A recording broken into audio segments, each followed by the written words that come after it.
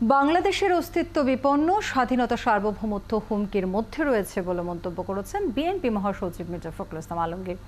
বিপ্লবী ওয়ার্কার্স পার্টির প্রতিষ্ঠাবার্ষিকীর অনুষ্ঠানে একথা বলেন মির্জা ফখরুল। এই সময় বিপ্লবী ওয়ার্কার্স পার্টির সাধারণ সম্পাদক বলেন, আওয়ামী লীগ ভারতীয় স্বার্থের প্রতিনিধিত্ব করছে। ইশতাক ইমনের রিপোর্ট। বিপ্লবী ওয়ার্কার্স পার্টির 20তম প্রতিষ্ঠাবার্ষিকী উপলক্ষে পুনর্মিলনী অনুষ্ঠানে যোগ দেন বিএনপি সহ বিভিন্ন রাজনৈতিক দলের নেতারা। ভোটের অধিকারের সাথে স্বাধীনতা রক্ষার্থে সমমনা সকল দলকে ঐক্যবদ্ধ হয়ে গণ আন্দোলন গড়ে তোলার আহ্বান জানান বিএনপি সমমনা দলের নেতারা।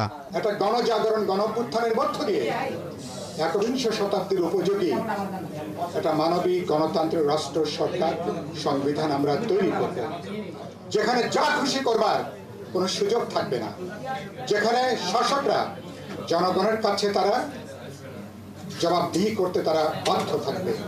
এই ফ্যাসিস্ট ব্যবস্থা আমাদের জীবনকে নাভিশ্বাস করেছে, সবগুলো রাজনৈতিক ইনস্টিটিউশন এবং সংগ্রামকেও ধ্বংস করে দিচ্ছে।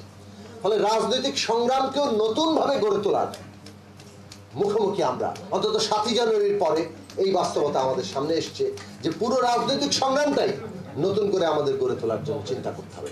অনুষ্ঠানে শুভেচ্ছা বক্তব্য রাখেন বিএনপি মহাসচিব মির্জা ফখরুল ইসলাম আলমগীর। বলেন, একদিকে গণতন্ত্র নেই, অন্যদিকে সার্বভৌমত্ব হুমকির মুখে।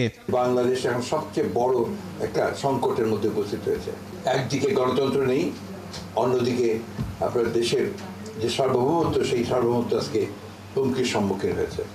সব রাজনৈতিক দলগুলো আমরা এক মঞ্চে উঠতে না পারলেও আমরা কিন্তু যুগবদ্ধভাবে আন্দোলন চালিয়ে যাওয়ার সিদ্ধান্ত নিয়েছে। গণতান্ত্রিক আন্দোলনে সফল হতে বিএনপি চেয়ারপারসন খালেদা জিয়ার মুক্তির আন্দোলন জোরদারের আহ্বান জানান তিনি। মুক্ত করার একটা আন্দোলন খুব জরুরি, এটাকে আমি আলাদা করে দেখতে চাই না। ইশতিয়াক ইমন, 71, ঢাকা।